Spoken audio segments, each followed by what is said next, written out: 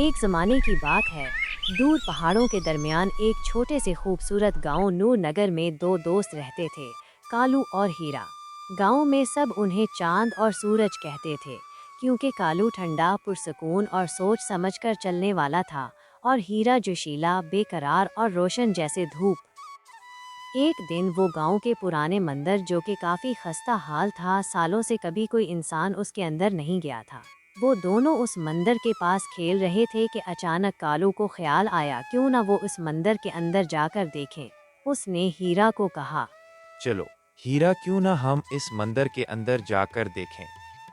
कालू और हीरा इस मंदिर के अंदर गए। उन्हें मंदिर में पड़ी हुई एक चीज़ दिखाई दी। वो चीज़ थी एक पुरानी गिर्द आलूद किताब, जिसकी जल्द चमड़े की थी मगर खस्ताहाल।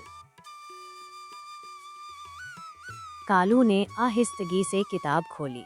अंदर जर्द सफ़हात पर हाथ से बने नक्शे की एक झलक मिली, जिस पर एक बड़ा सा एक्स निशान था। नीचे एक पुरअसरार जुमला लिखा था, जहाँ चांदनी रात में दरिया चमके, वहाँ जमीन के नीचे सोना दमके। ये क्या चीज़ है? क्या तुम्हें कुछ समझ आया? ये खजाने का नक्शा है, हमें फौरन चलना चाहिए। ये इतना आसान नहीं, ये कोई आम खजाना नहीं लगता। सफ़र काफ़ी लंबा है, हमें तैयारी करनी होगी। 2 दिन बाद दोनों दोस्त तैयारी मुकम्मल कर चुके थे। खुश्क खुराक, पानी, रसारी, कदाल, मशअल और एक छोटा खेमा। सफ़र लंबा था। पहाड़, जंगलात और नदियों को अबूर करते करते 5 दिन गुजर गए। रास्ते में एक अजीब सी बात महसूस हुई। कोई उनका पीछा कर रहा था, जैसे झाड़ियों में कोई साया हरकत कर रहा हो। क्या तुमने भी महसूस किया कोई हमारा पीछा कर रहा है? हीरा ने हंसते हुए टाल दिया, ये तुम्हारा वहम है, यकीनन कोई जानवर ही होगा। लेकिन कालू का दिल मुतमईन न था। उसे महसूस हो रहा था कि कोई उन पर नज़र रखे हुए है, और वाकई में उन पर कोई नज़र रखे हुए था। चांदनी रात थी। गार के करीब पहुंचते ही एक तेज झोंका आया और सामने धुआं सा उठा। अचानक एक चड़ेल नमूदार हुई। उसके बाल बिखरे, आंखें चमकती हुई, और हाथ में एक जादुई छड़ी थी। तुम लोग यहाँ क्या कर रहे हो? हम यहाँ सिर्फ इस खजाने के पीछे आए हैं, जो इस गार में छुपाया गया है। तो तुम खजाने के पीछे आए हो? अगर सच में इस गार तक जाना चाहते हो, तो तुम्हें मेरे 3 सवालों का जवाब देना होगा, वरना तुम दोनों मारे जाओगे। अब कालू और हीरा के पास और कोई रास्ता भी ना था, तो कालू ने हिम्मत से कहा, हम तैयार हैं, पूछो अपने सवाल। चड़ेल ने आसमान की तरफ देखा और पहला सवाल किया, बताओ, ऐसा क्या है जो जितना ज्यादा बांटो उतना ही बढ़ता है?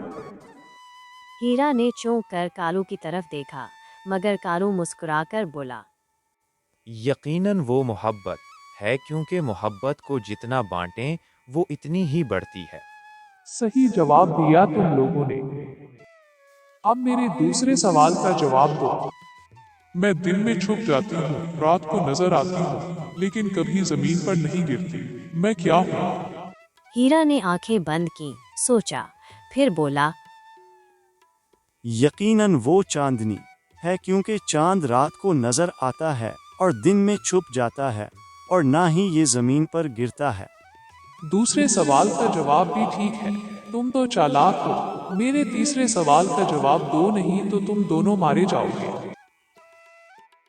ऐसा कौन सा जानवर है जो जब चलता है तो 4 टांगों पर, दोपहर में 2 टांगों पर और शाम में 3 टांगों पर चलता है?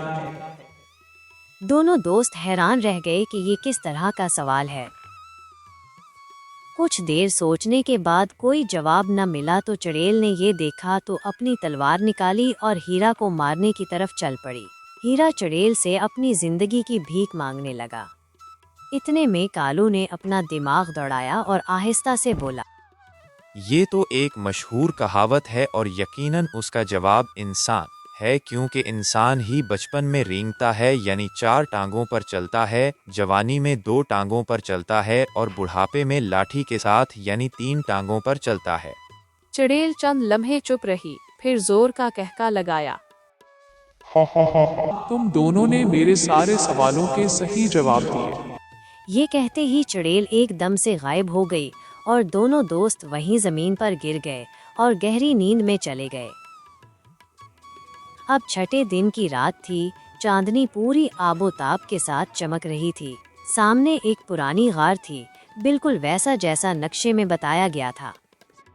वो दौड़ता हुआ गार में दाखिल हुआ, लेकिन अंदर कदम रखते ही जमीन लरजने लगी और हीरा घबरा गया और कहने लगा, ये क्या हो गया है? क्या तुम्हें कुछ समझ आ रहा है? कालू ने जब देखा तो वहाँ एक पुराना लकड़ी का संदूक पड़ा था।